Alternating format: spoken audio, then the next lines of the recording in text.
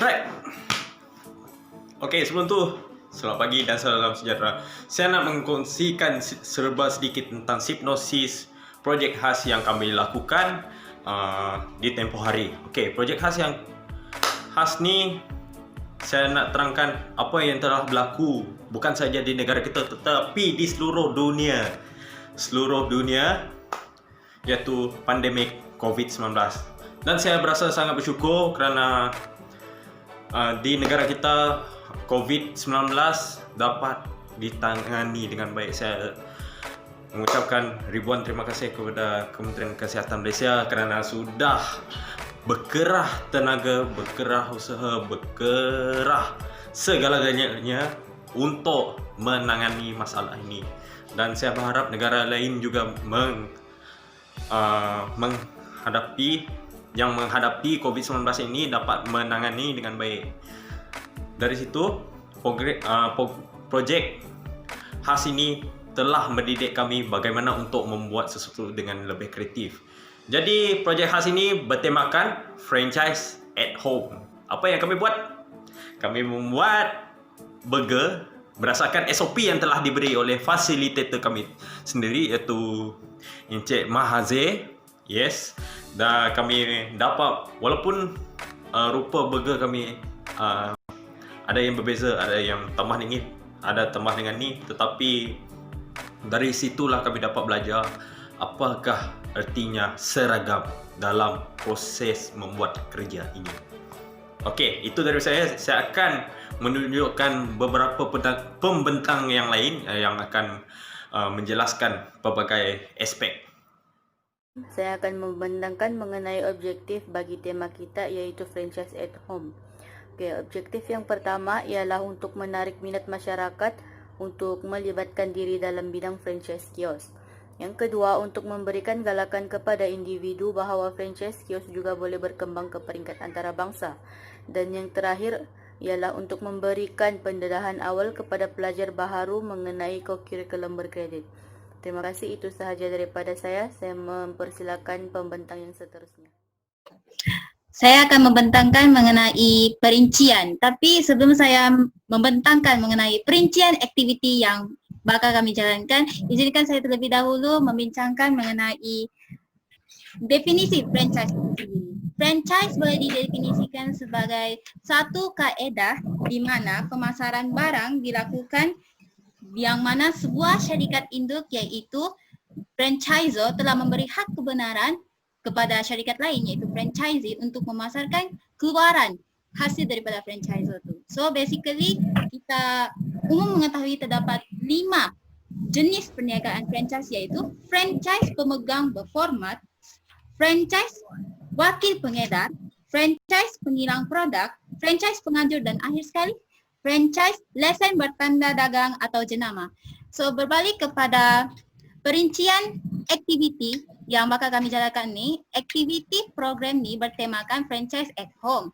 So kami jalankan secara meeting dalam talian, terutama sebagai contohnya aplikasi Zoom lah.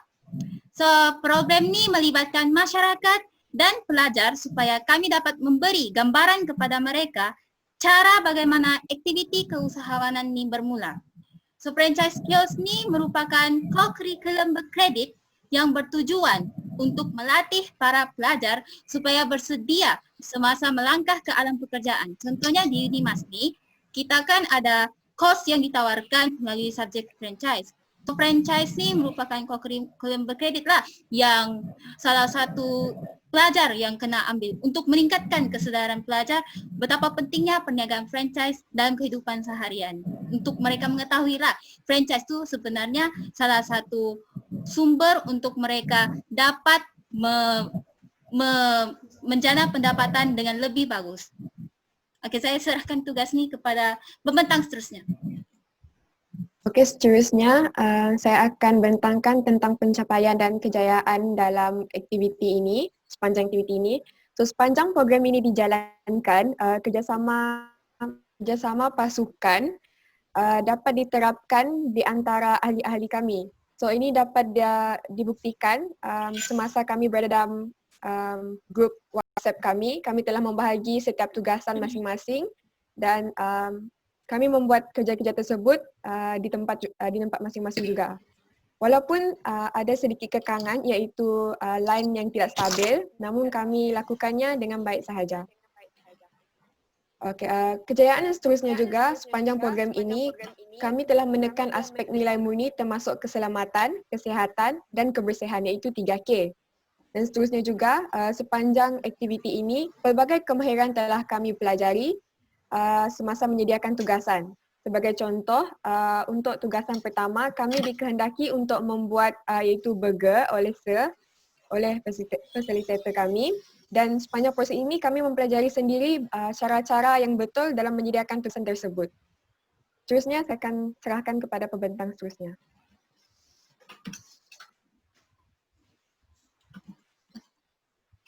Maaf, jadi terima kasih kepada pembentang yang tadi.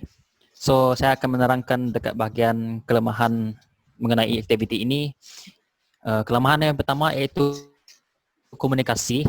Apa yang saya boleh dapat rasakan aktiviti ini adalah iaitu masalah komunikasi. Itu jadi apabila line ataupun internet tidak stabil dan kurang memuaskan, ini menyebabkan maklum balas daripada para ahli kumpulan tidak dapat disampaikan dan diterima dengan cepat dan baik. Ini menyebabkan pesanan daripada beberapa ahli kumpulan gagal disampaikan dengan baik. Jadi tambahan pula satu lagi masalah kat sini yang saya dapat rasa iaitu tempoh masa meeting yang sangat terhad. Iaitu Zoom meeting ni dia terhad apabila kita buat meeting macam ni, iaitu dia cuma ada tempoh 40 minit je. So yang seterusnya adalah terdapat beberapa kekangan iaitu masalah mikrofon, masalah kamera. So sekarang pun kita ada masalah juga dekat beberapa hari kumpulan lah. So saya minta maaf. Okey, saya teruskan kepada pembentang yang seterusnya iaitu Maya.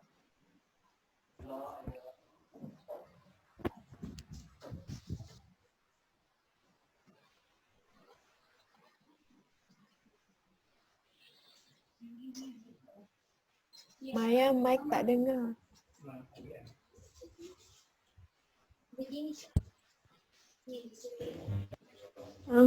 Terima kasih kepada pembentang sebentar tadi. Di sini saya ingin mengulas mengenai cadangan penyelesaian. Cadangan penyelesaian ini adalah yang memerlukan kerjasama ahli kumpulan, iaitu ia membahagikan tugas dengan adil kepada setiap kumpulan dari awal lagi agar ia dapat disiapkan di tempat masing-masing dalam tempoh yang diberikan. Oleh itu, tugas perlu dibagi terlebih awal daripada yang ditetapkan kerana setiap orang mempunyai masalah tak ada data, masalah kamera semua tu. So, di sini saya ingin mencadangkan hasil tugasan itu disemak dan perlu dipantau oleh ketua kumpulan kami supaya ianya dapat berjalan dengan lancar. Itu saja daripada cadangan saya. Terusnya saya serahkan kepada pembentang seterusnya.